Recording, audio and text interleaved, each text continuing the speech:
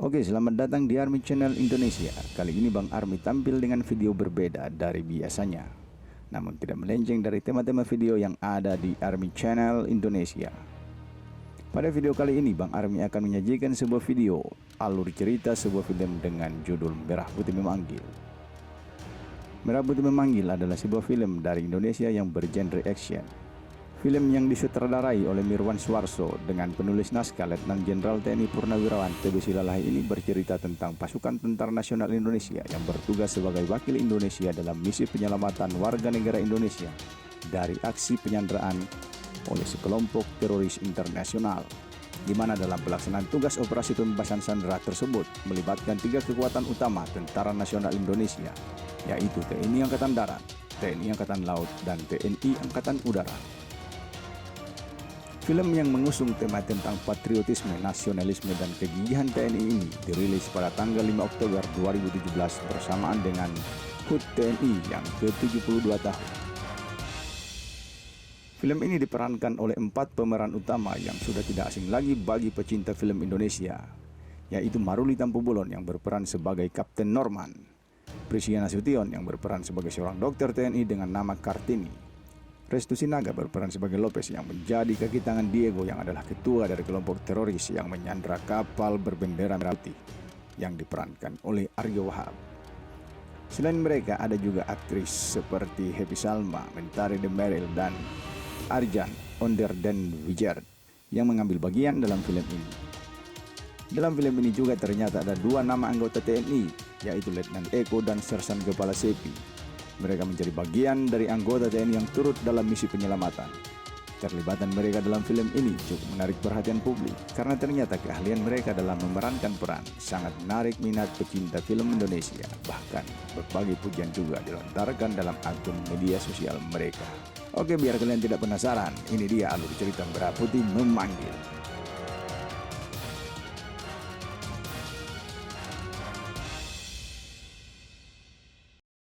Scenes bermula dengan menampilkan sejumlah prajurit Kopassus yang sedang melaksanakan latihan, baik latihan fisik maupun latihan menembak, di mana latihan itu sudah menjadi rutinitas bagi setiap prajurit untuk selalu menjaga dan memelihara serta meningkatkan kemampuannya guna mendukung pelaksanaan tugasnya.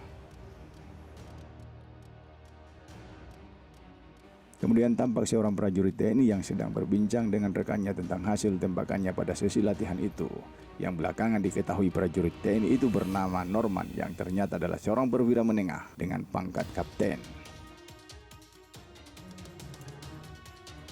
Selesai melaksanakan latihan, sang kapten memanfaatkan waktu untuk beristirahat sejenak sambil membuka handphonenya.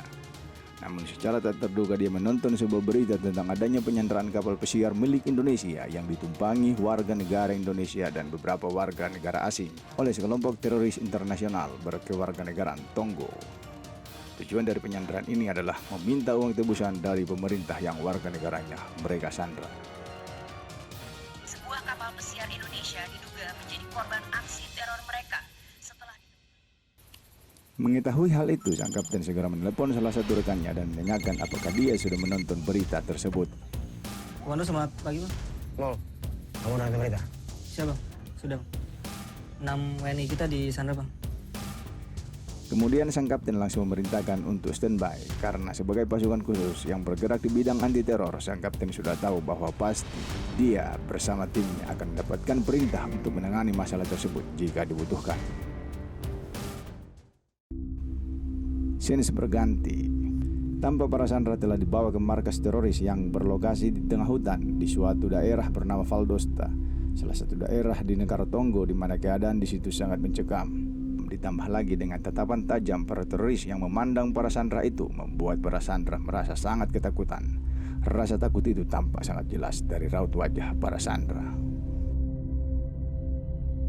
Kemudian seorang teroris yang belakangan diketahui bernama Lopez memanggil Diego yang berada di salah satu pondok yang ternyata adalah pimpinan dari kelompok teroris tersebut dan menyerahkan sebuah tas kecil yang berisi perhiasan dan benda berharga lainnya yang mereka ambil dari para sandera.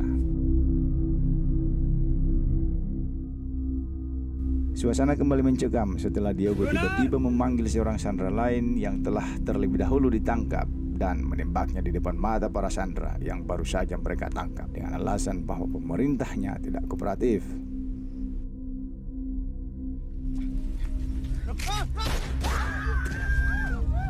Pity the German isn't very accommodating. For your sake, I hope the French would be more cooperative. Hal ini dimaksudkan Diego bahwa mereka, yaitu para sandera yang baru saja ditangkap, akan mengalami nasib yang sama jika pemerintahnya tidak kooperatif. Dan hal itu tentu semakin membuat para sandera ketakutan. Scenes berganti.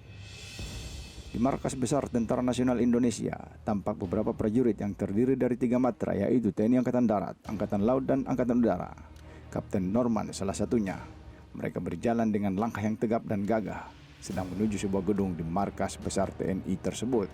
Yang belakangan diketahui ternyata mereka dipanggil ke markas TNI untuk melaksanakan briefing yang dipimpin oleh seorang pejabat militer yang bertindak sebagai panglima operasi. Briefing tersebut membahas mengenai rencana pembebasan sandera karena diketahui bahwa negara Tonggo telah memberikan izin kepada pemerintahan Republik Indonesia untuk melaksanakan aksi penyelamatan, namun hanya diberi waktu 48 jam.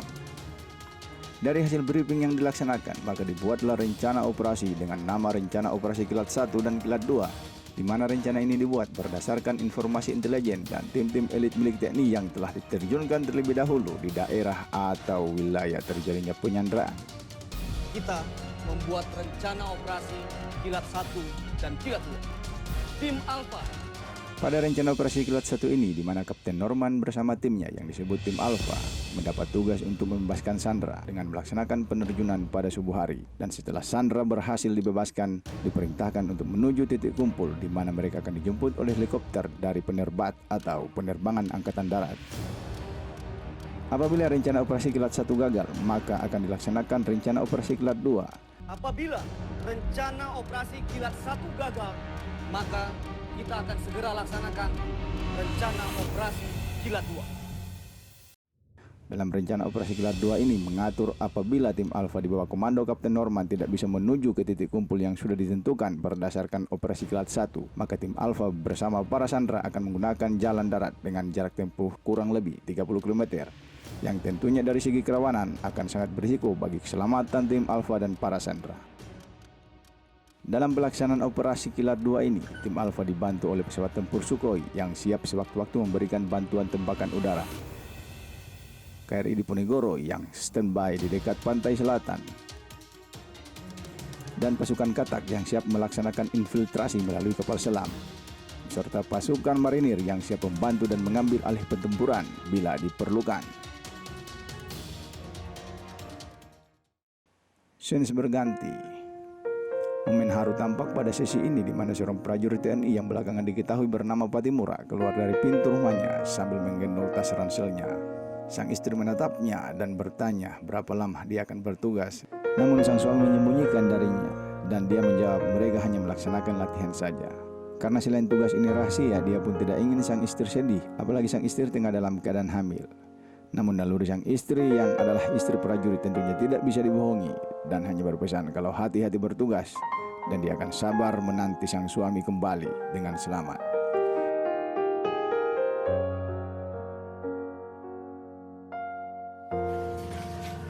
Ram, hati-hati di sana.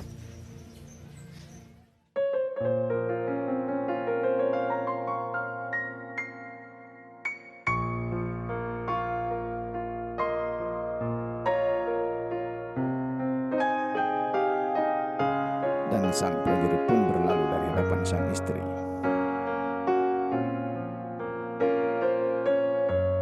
Tampak juga seorang prajurit yang menjenguk anaknya ke sekolah, namun hanya mengintip di balik jendela karena mungkin dia tidak ingin anaknya sedih.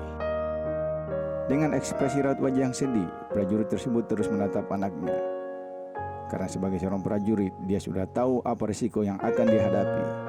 Bisa saja itu menjadi kali terakhir dia melihat wajah sang anak.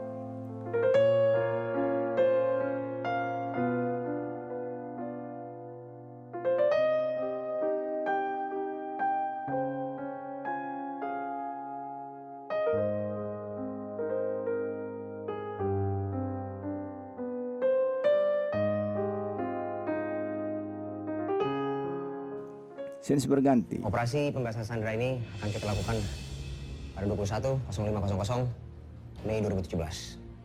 di Valdosta, Tonggo. Tim ini akan... Kapten Norman bersama timnya sedang melaksanakan briefing sebelum berangkat melaksanakan tugas. Dalam briefing tersebut, sebagai komandan, Kapten Norman menjelaskan tentang rencana operasi pembebasan Sandra, pembagian tim dengan tugas dan tanggung jawabnya, serta penekanan kepada semua anggota tim bahwa tugas ini adalah rahasia, tidak boleh ada siapapun yang tahu walaupun itu keluarga. Maka dari itu, semua yang berhubungan dengan atribut TNI atau hal lainnya yang bisa mengungkap identitas semua anggota tim harus dihilangkan. Ini adalah operasi rahasia dan ini adalah operasi khusus. Tidak ada satupun orang yang boleh tahu, termasuk keluarga kalian. Jelas? Jelas! Sekian. Mundur! Mundur! Persiapan pun dilaksanakan. Para anggota tim memeriksa kesiapan peralatan dan perlengkapan yang akan mereka gunakan untuk melaksanakan tugas operasi pembebasan Sandra nantinya.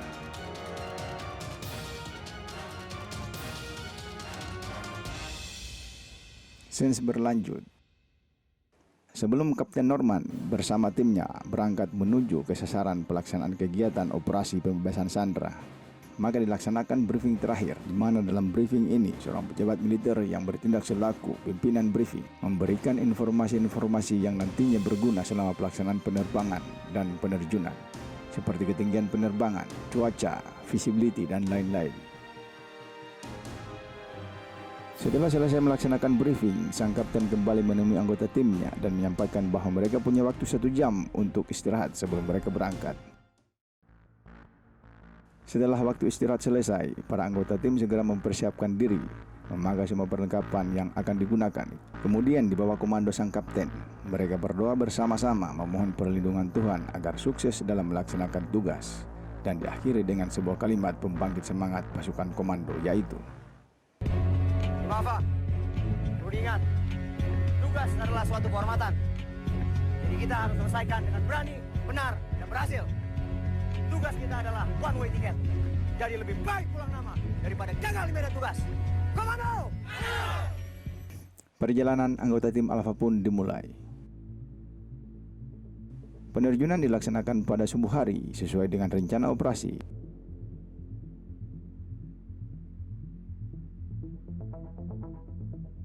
Dan Kapten Norman bersama timnya mendarat dengan selamat.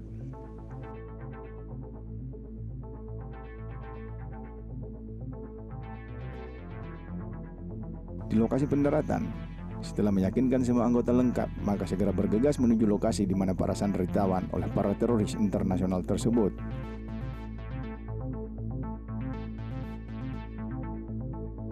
Setelah sampai di lokasi, para tim Alpha ini melaksanakan pengintaian untuk menyusup ke markas di mana para sandera ditawan.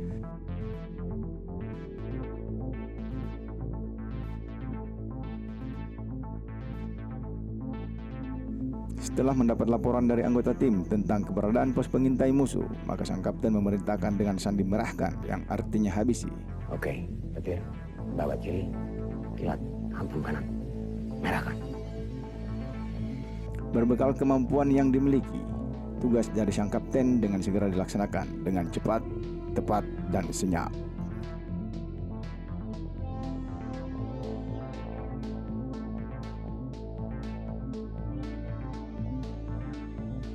Di bawah pimpinan Kapten Norman, tim Alpha terus bergerak sesuai posisi dan tugas masing-masing. Selanjutnya tim Alpha terus bergerak dan semakin mendekati lokasi penyanderaan. Dan satu persatu teroris yang dijumpai dibunuh secara senyap, sehingga suasana semakin dramatis. Namun suasana senyap itu tidak bertahan lama, karena akhirnya para teroris yang berada di lokasi tersebut mengetahui keberadaan tim Alpha, dan kontak tembak-menembak secara terbuka pun tidak bisa dihindari. Dengan berstatus sebagai pasukan khusus yang memiliki kemampuan di atas rata-rata prajurit biasa, tim Alpha dapat mengatasi perlawanan para teroris tersebut. Dan akhirnya kemenangan di pihak tim Alpha dengan menghabisi semua anggota teroris di lokasi tersebut. Sedangkan dari tim Alpha tidak ada satupun yang tertembak.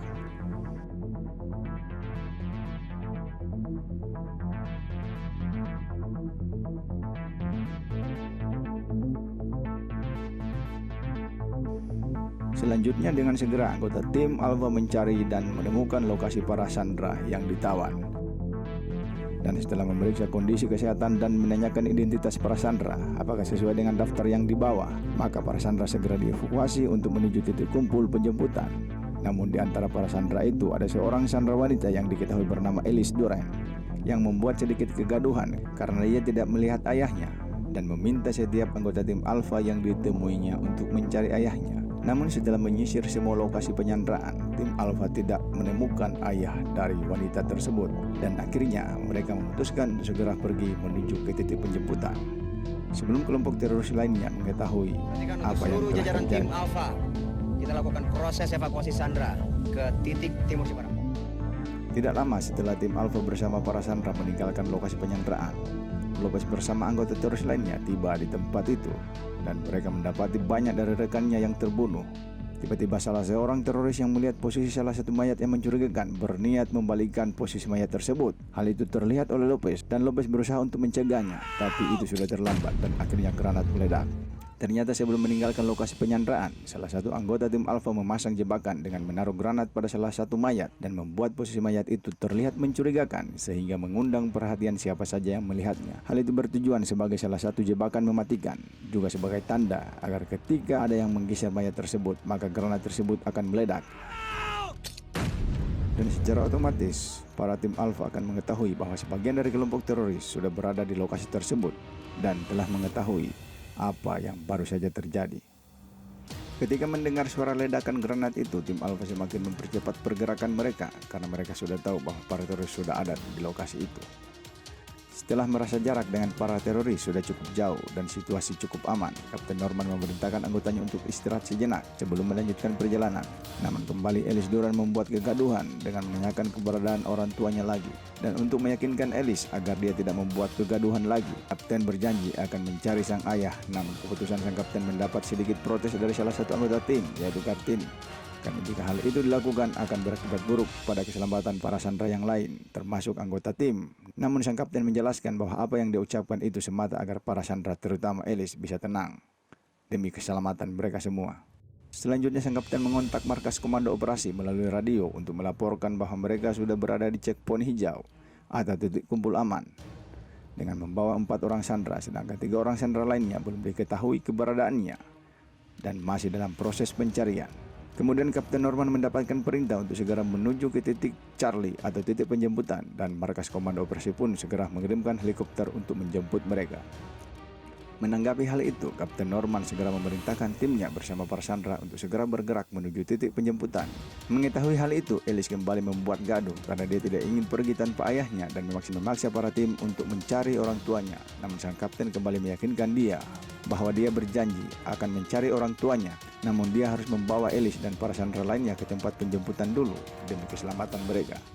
Setelah tiba di titik penjemputan, sang Kapten memerintahkan salah seorang anggotanya untuk menyiapkan lokasi pendaratan helikopter atau landing zone. Perintah pun dilaksanakan.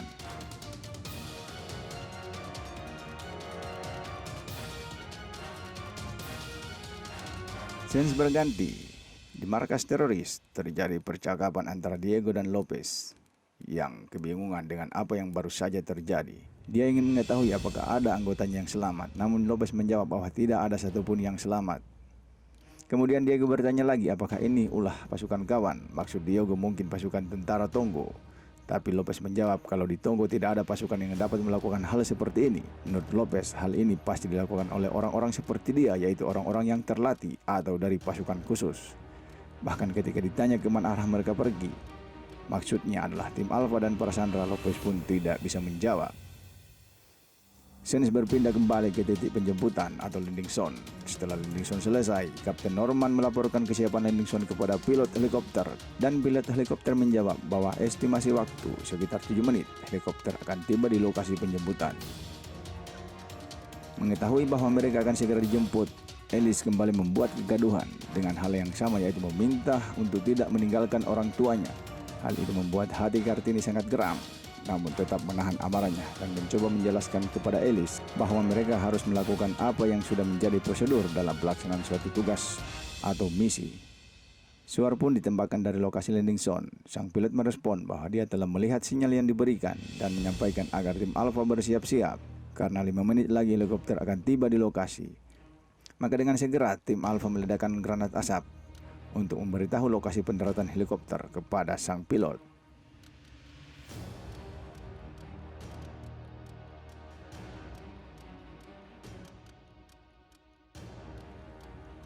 Mengetahui helikopter semakin mendekat dan sudah tampak di depan mata membuat Eli semakin panik dan kembali berulah dengan memilih untuk tetap tinggal bersama tim untuk mencari orang tuanya.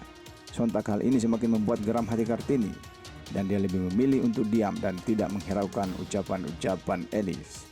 Ketika helikopter mendekati lokasi pendaratan atau landing zone, tiba-tiba terdengar sebuah ledakan.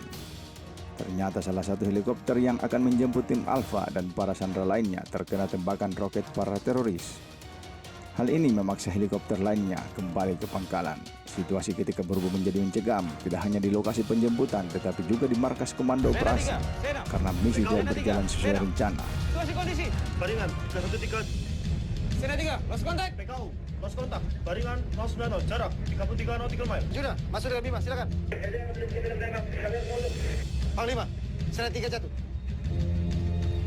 Berlakukan operasi Kilat 2. Setelah menerima laporan bahwa salah satu helikopter yang ditembak oleh kelompok teroris telah kehilangan kontak dengan markas komando, Panglima Operasi segera memerintahkan untuk segera memberlakukan Operasi Kilat 2 sebagaimana yang dimaksudkan bahwa Operasi Kilat 2 ini adalah rencana operasi cadangan apabila Operasi Kilat 1 gagal. Maka seluruh satuan yang sudah siap untuk mendukung pelaksanaan Operasi Kilat 2 ini langsung siaga.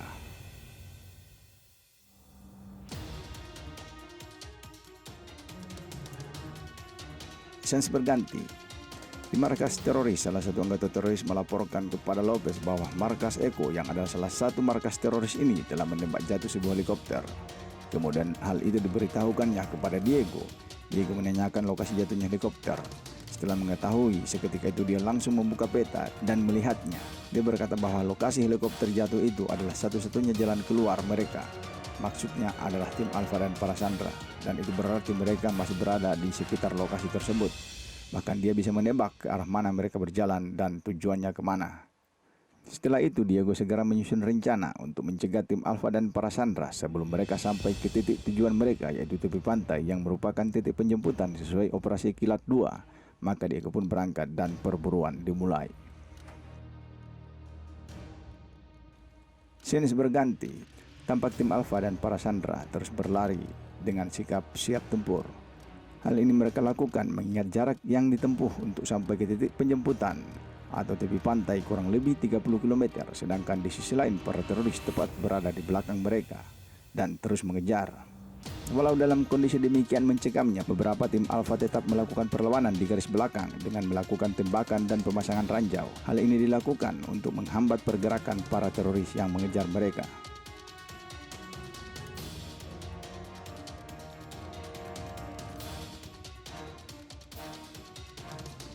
Namun di tengah situasi dan kondisi yang sangat mencekam itu, pergerakan tim Alpha bersama para sandera akhirnya berhenti karena ada salah satu sandera yang tergelincir dan jatuh ke jurang. Namun beruntung masih bisa ditolong oleh salah satu anggota tim Alpha diikuti yang lainnya.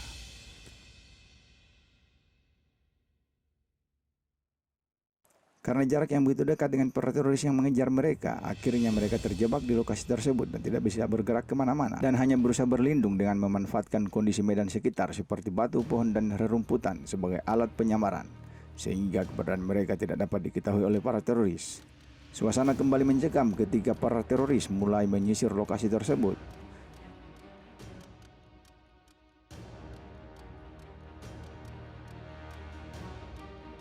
Sempat salah seorang anggota tim Alpha siap menembak karena sasaran sudah terbidik, namun sang kapten melarangnya karena sang kapten sudah tahu apa yang nantinya akan terjadi jika sang prajurit menembak salah satu anggota teroris tersebut dihadapkan dengan situasi dan kondisi saat itu.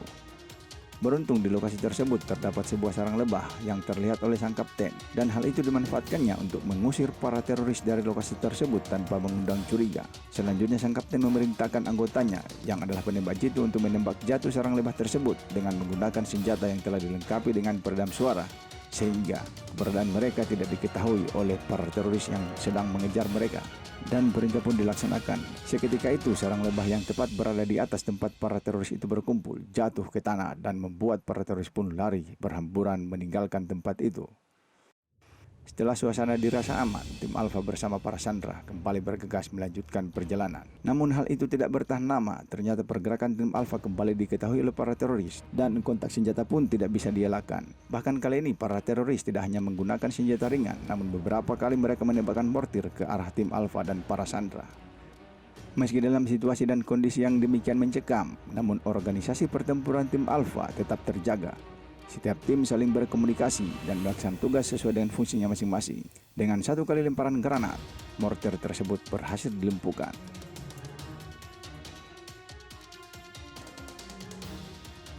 Namun pertempuran masih berlanjut. Kali ini tim Alpha bertempur dengan jarak yang sangat dekat dengan para teroris yang tersebar di mana-mana. Bahkan terkadang mereka tepat berada di hadapan para tim Alpha di balik rerumputan.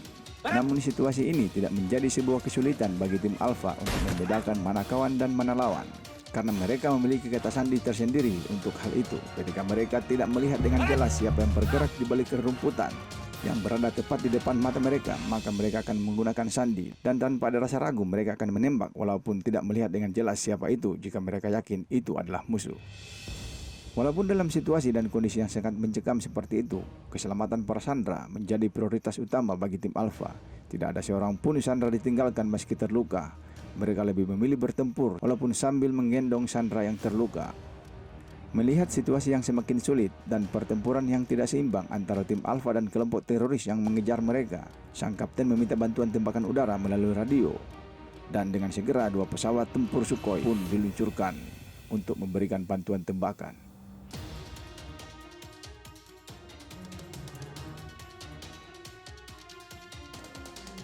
Sambil menunggu datangnya bantuan tembakan dari udara, kontak senjata terus berlangsung. Bahkan kali ini para teroris menggunakan RPG untuk menyerang tim Alpha, dan hal ini membuat posisi dari tim Alpha semakin sulit.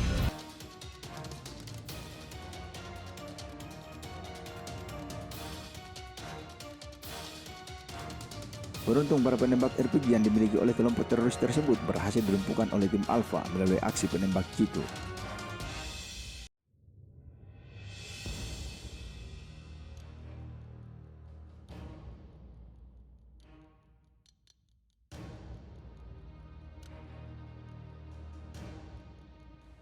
Akhirnya pesawat tempur mengontak sang kapten dan meminta koordinat sasaran penembakan.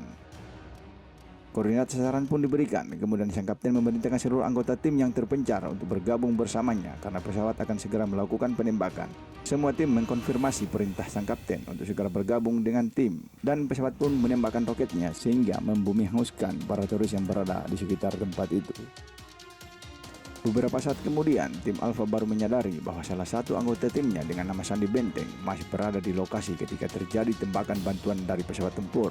Menyadari hal itu, salah seorang anggota tim berniat kembali ke lokasi ledakan tersebut untuk melihat sang kawan. Namun anggota tim yang lainnya mencegatnya dan mereka pun melanjutkan perjalanan. Sens kembali ke peristiwa sebelum terjadi ledakan yang disebabkan oleh tembakan bantuan dari pesawat tempur. Benteng yang ketika itu berada di barisan paling belakang bersama satu rekannya untuk menahan serangan para teroris, di mana lokasi itu adalah koordinat sasaran penembakan pesawat tempur. Mendapatkan perintah dari sang kapten untuk segera bergabung dengan tim yang ada di depan karena pesawat akan segera melakukan tembakan bantuan. Dan Benteng pun mengkonfirmasi bahwa dia sudah bergabung dengan tim, bahkan hal itu 2 kali diucapkannya. Walaupun sebenarnya dia masih berada di posisinya dan terus memberikan tembakan untuk menghadang pergerakan para teroris agar tidak bergerak menuju ke arah tim Alpha dan para sandera yang ada di depan. Dialah tim Alpha yang pertama gugur, yang rela mengorbankan nyawanya demi keselamatan rekan satu timnya dan para sandera.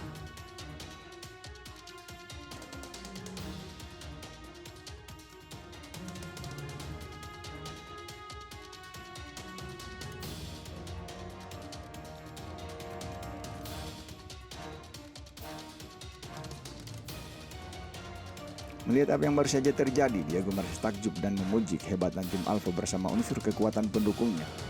Menyadari rencananya gagal, Diego berkata kepada Lopez bahwa mereka harus mencari cara lain untuk bisa menangkap tim Alpha dan para sandera.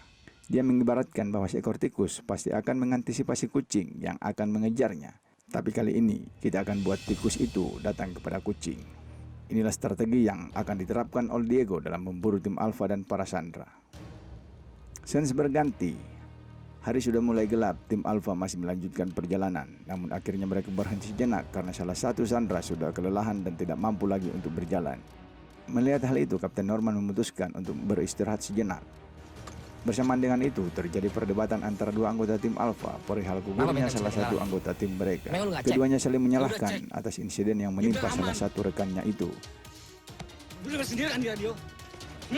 Kalau emang bisa, gue tukar nyawa gue untuk dia. Tiba-tiba sang kapten datang dan melerai pertengkaran tersebut. Sang kapten berkata kalau memang ada yang salah, itu adalah saya, karena saya komandan di tim ini. Sekarang bukan waktunya untuk berdebat, tapi mari kita terus berjuang. Jangan sia-siakan pengorbanan benteng untuk kita. Demikian kata sang komandan. Sembari yang lainnya beristirahat, beberapa tim Alpha melaksanakan pengintaian di sekitar tempat peristirahatan mereka. Saat sedang melaksanakan pengintaian, mereka mencium bau busuk yang sangat menyengat. Bersamaan dengan itu, tiba-tiba terdengar percakapan beberapa anggota teroris yang berjalan menuju ke lokasi tim Alpha yang sedang mengintai, sambil memikul sesuatu yang diperkirakan adalah mayat.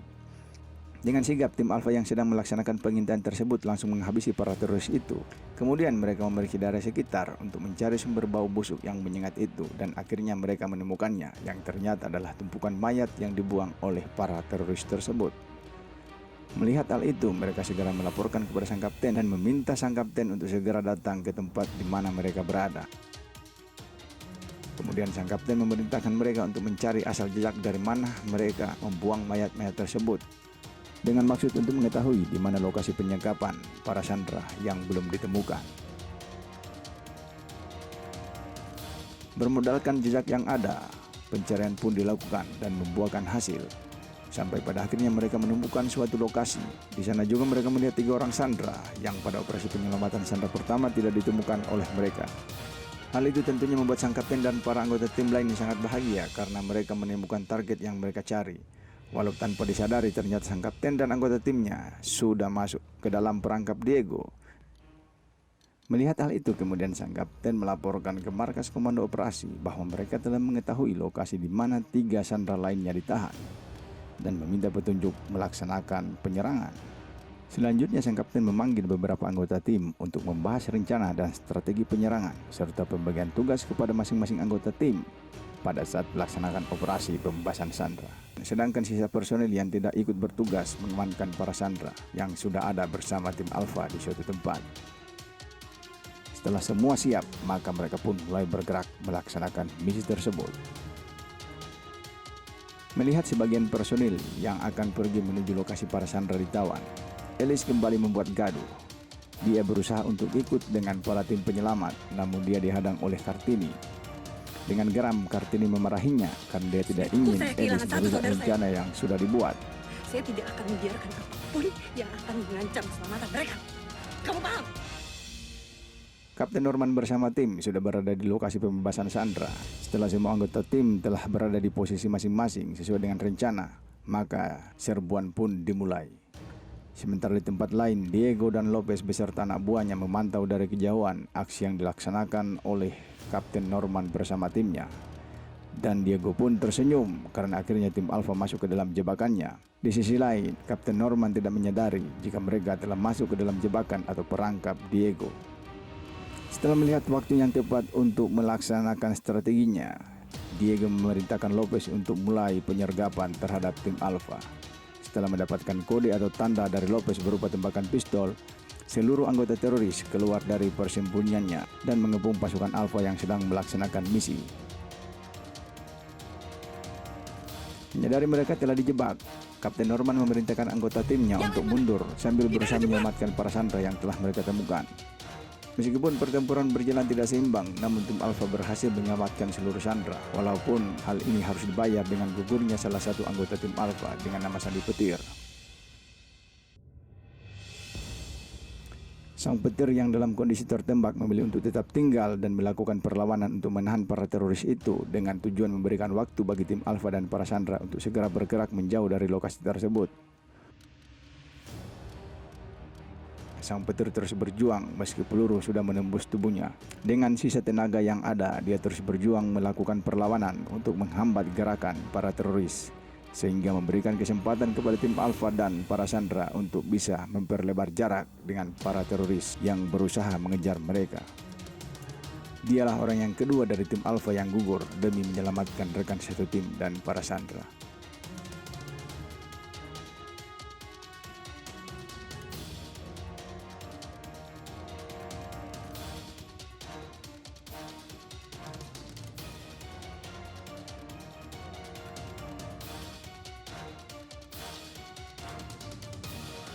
Sementara itu, sang kapten bersama para sandera terus bergerak menuju titik penjemputan di tepi pantai dan melaporkan kepada markas komando operasi bahwa tidak lama lagi mereka akan memasuki titik penjemputan. Maka seluruh satuan yang sudah disiapkan sesuai dengan rencana operasi Kilat 2 segera melaksanakan tugasnya masing-masing.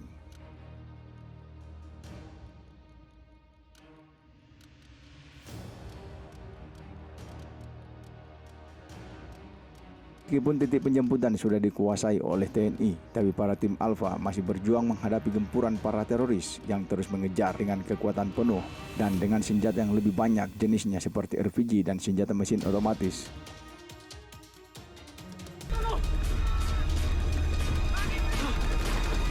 Melihat situasi yang semakin mencekam dan para teroris semakin mendekat, demi keselamatan para sandera dan sisa tim lainnya, 2 orang anggota tim Alpha berinisiatif untuk maju dan bertahan di garis belakang, agar sisa tim dan para sandera bisa terus bergerak menuju titik penjemputan di tepi pantai. Di garis belakang, kedua prajurit melakukan perlawanan sengit. Bahkan Lopez yang adalah orang nomor 2 dalam kelompok teroris tersebut berhasil dihabisi oleh kedua prajurit tersebut.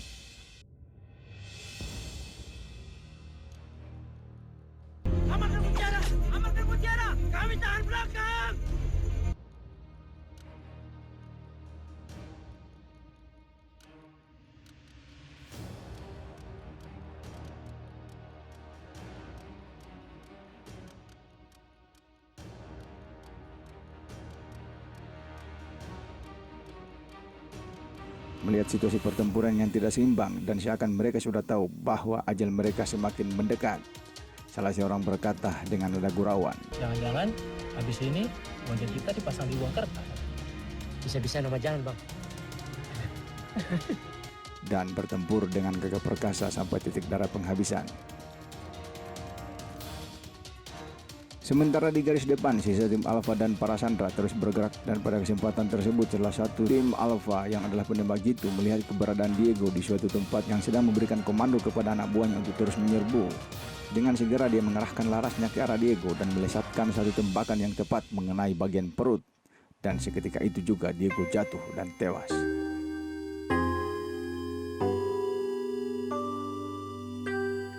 Tidak lama setelah itu, tim Alpha beserta para sandera tiba di titik penjemputan. Di sana mereka disambut langsung oleh satuan marinir yang ditugaskan untuk mengambil alih pertempuran. Mengetahui tim Alpha bersama sandera telah memasuki daerah penjemputan, dengan segera 2 helikopter TNI Angkatan Laut mendarat dan membawa sisa tim Alpha dan para sandera. Dalam perjalanan menuju helikopter, salah seorang anggota tim Alpha yang mengalami luka tembak tampak tidak mampu lagi untuk berjalan, sehingga rekan yang lainnya membantunya untuk bisa mencapai helikopter.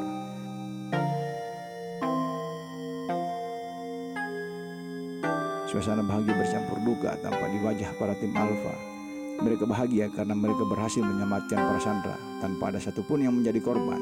Di lain pihak, mereka sedih karena harus kehilangan beberapa sahabatnya selama melaksanakan misi tersebut.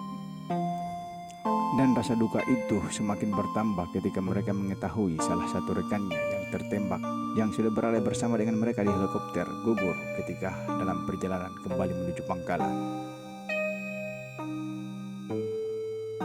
Scenes berganti, di mana tampak sedang berlangsung upacara pemakaman secara militer kepada prajurit yang gugur saat melaksanakan tugas operasi pembebasan sandera.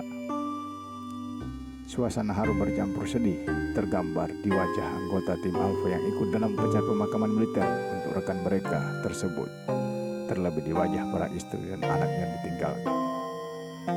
Atas jasa-jasanya, para prajurit yang gugur dalam tugas mendapatkan kenaikan pangkat luar biasa dan menerima tanda kehormatan tertinggi, yaitu Bintang Sakti.